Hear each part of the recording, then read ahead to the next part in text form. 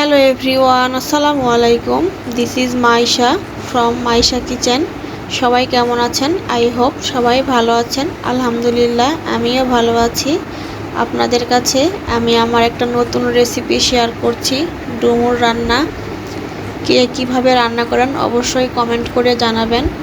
আমি এইভাবে রান্না করছি আর সেটাই আপনাদের সাথে আমি শেয়ার করছি। ডুমুর আমি কেটে নিয়েছি। এরপর আমি পানিতে একটু লবণ আর হলুদ দিয়ে 5 মিনিটের মতো ভালোভাবে ফুটিয়ে নিব।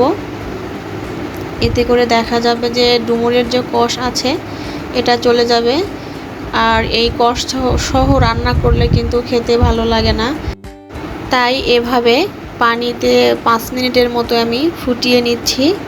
এরপর ঠান্ডা পানি দিয়ে ভালোভাবে ধুয়ে ক্লিন করে নিচ্ছি। দেখুন ডুমুরগুলো কিন্তু অনেকটাই এখন দেখতে সাদা লাগছে। আমি এখন রান্না করে নিব। এজন্য চুলায় প্যান বসিয়ে দিয়ে পেঁয়াজ এবং কাঁচামরিচ দিয়ে তেল দিয়ে দিলাম। আমি এখানে গুঁড়ামরিচ ব্যবহার করব না, আপনারা চাইলে গুঁড়ামরিচ ব্যবহার করতে পারেন। আমি কাঁচামরিচ দিয়ে রান্নাটা কমপ্লিট করে নিব। গরম মশলা দিয়ে দিলাম, তেজপাতা এবং দারচিনি একটু নেড়ে চেড়ে নিয়ে পেঁয়াজ একটু ভেজে নিব। এরপর আমি এখানে অন্য সব মশলা অ্যাড করে দিব। প্রিয় দর্শকদের কাছে আমার অনুরোধ, লাইক কমেন্ট সাবস্ক্রাইব করে আমার পাশে থাকবেন। আর যারা ইতিমধ্যে সাবস্ক্রাইব করেছেন তাদেরকে অসংখ্য ধন্যবাদ। আমার ভিডিওটি কে কোথা থেকে দেখছেন অবশ্যই কিন্তু কমেন্ট করে জানাবেন। আমি এখানে দিয়ে দিলাম হলুদ, লবণ, ধনিয়ার গুঁড়া আর আদা বাটা, জিরা বাটা। আমি এখানে রসুন বাটা ইউজ করি নাই। এরপর আমি ডুমুরগুলো দিয়ে দিচ্ছি আর কিউব করে আমি আলু কেটে নিয়েছি সেটাও দিয়ে দিলাম।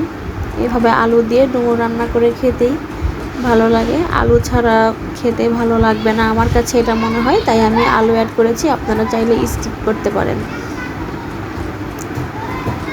ভালোভাবে কষিয়ে নিচ্ছি। আমি এখানে পরিমাণ মতো পানি অ্যাড করে দিয়ে ভালোভাবে রান্না করে নিব।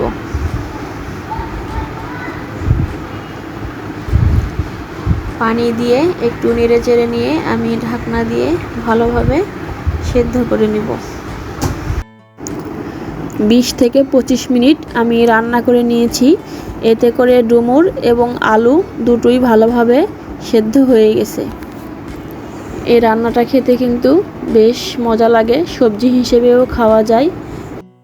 ডুমুর রান্নার ভিডিও আপনাদের কাছে কেমন লেগেছে সবাই অবশ্যই কমেন্ট করে জানাবেন। সবাই ভালো থাকবেন। আল্লাহ হাফেজ।